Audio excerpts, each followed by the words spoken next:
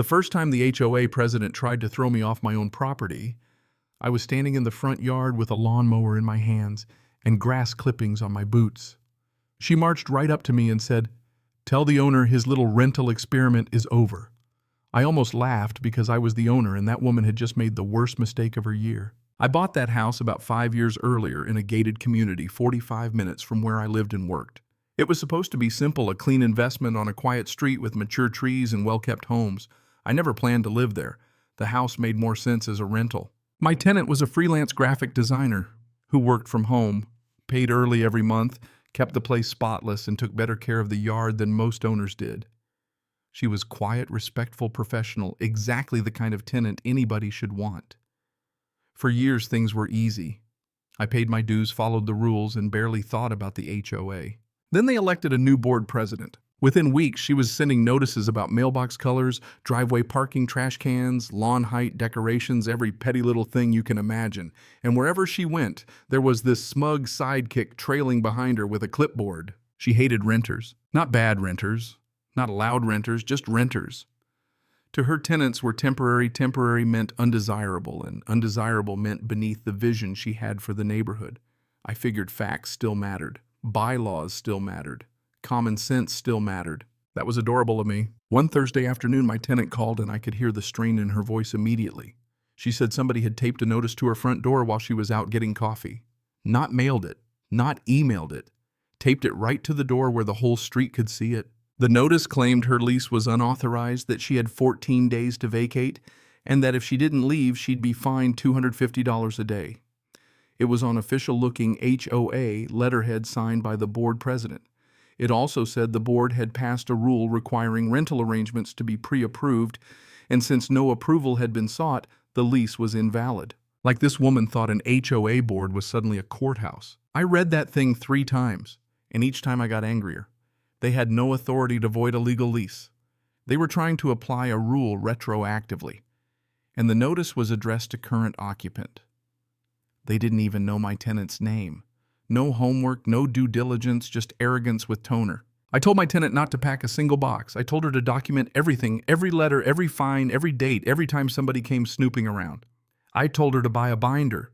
Then I told her to buy a bottle of wine because if these people wanted to act stupid, I was going to let them build the case for me. At first, I thought I could shut it down the easy way. I called the management company, explained that I was the legal owner, had been paying dues for years, and wanted to know why my tenant was being threatened.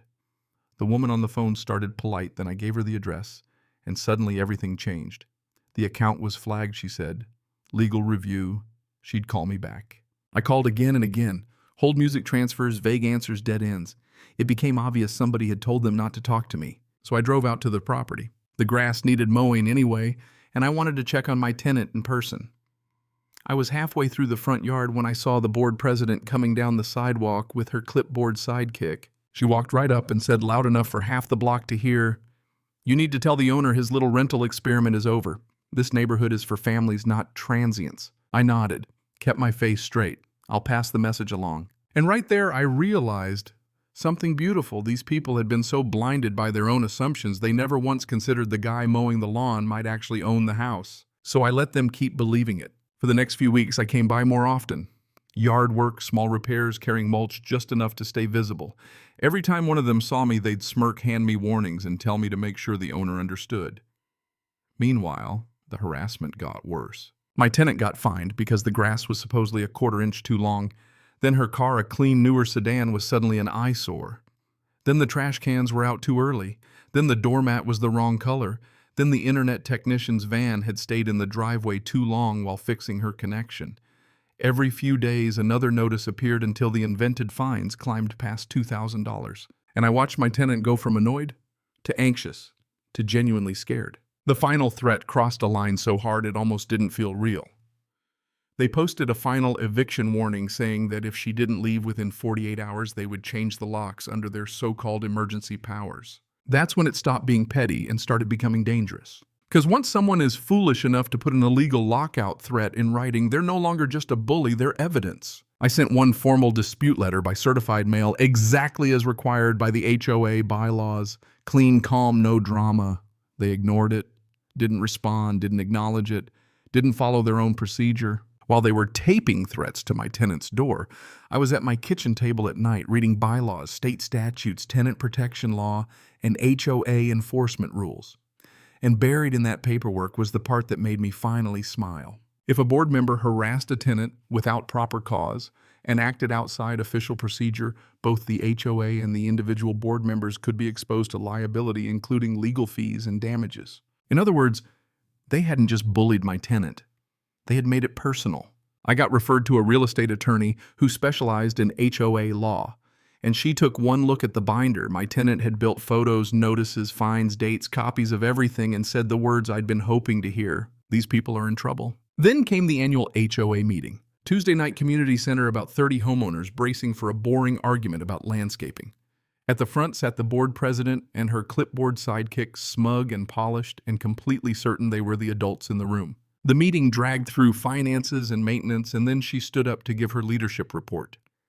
She talked about raising standards, protecting property values, preserving the family character of the neighborhood. Then she started bragging about dealing with unauthorized rental situations. That was my cue. I stood up with the binder in my hands and asked if I could address the board about one of those rentals. She smiled. She thought I was about to thank her. I walked to the front, set the binder on the table, opened it, and told the room calm as could be, "I'm the owner of the property you've been targeting." I laid it all out. 5 years of ownership. Lawful lease, excellent. Tenant, 0. Authority to void a contract. Illegal threats, fabricated fines, attempted lockout, ignored dispute procedures. I didn't have to dramatize any of it. They had already done that for me in writing. Then the side character nobody in that room was expecting stood up. My attorney. She introduced herself, handed each board member a notice of intent to sue, and explained very clearly, very publicly, that because they had acted outside procedure and outside their lawful authority, they were potentially personally liable. Not just the HOA, them, individually. The room went dead quiet. The sidekick tried to claim the management company had advised them. Wrong. We had records showing the opposite. The board president stammered about misunderstanding ownership. Wrong again. Ownership records were easy to verify, and harassment doesn't become legal just because you aimed it at the wrong person. Then one homeowner asked the question that woke everybody up. "So how much is this going to cost us?" My attorney explained that insurance likely wouldn't cover actions taken outside official authority, which meant the board members themselves could be on the hook. By the end of that meeting, resignations started flying. The board collapsed in front of everybody. Homeowners voted to remove what was left of it, hold new elections, and settle with my tenant immediately, rather than drag the community through a lawsuit they were almost guaranteed to lose. My tenant received a substantial settlement for what she'd been put through. The board president ended up selling her house to cover her piece of the mess. Her clipboard sidekick disappeared from the neighborhood. And when the community asked me to help lead the new board, I said yes, mostly because I wanted to make sure nobody ever tried that nonsense again. My first move was killing the petty rules. No more weaponized measuring, no more invented violations, no more treating renters like a disease. We brought back actual process, legal review, management oversight, and basic respect. And here's the part that still makes me laugh. The former board president's house was eventually bought by an investor who rented it out. I approved the paperwork myself. Looking back, the strangest lesson in all this is how often power attracts people who can't carry it. Some folks don't want order, they want obedience. They don't want community, they want control.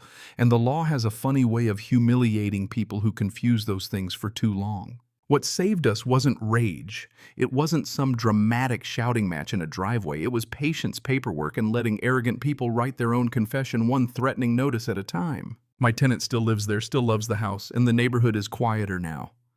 Not because people are scared, but because they finally feel respected. Property values went up, the sky didn't fall, and it turns out the community survived just fine without a self-appointed empress of mailbox colors. So here's what I keep thinking about. When somebody in a small position gets a little power and starts using it to intimidate people, where do you think the line is between enforcement and abuse? And if you've ever dealt with an HOA, a landlord, a board, or just one petty tyrant with too much confidence and too little sense, tell me what you think. Was this justice or just karma finally catching up? Drop your take in the comments, and if you've lived through something like this yourself, I'd really want to hear your story too. If you want, I can make this even tighter into a more viral YouTube narration style with stronger hook lines and punchier endings.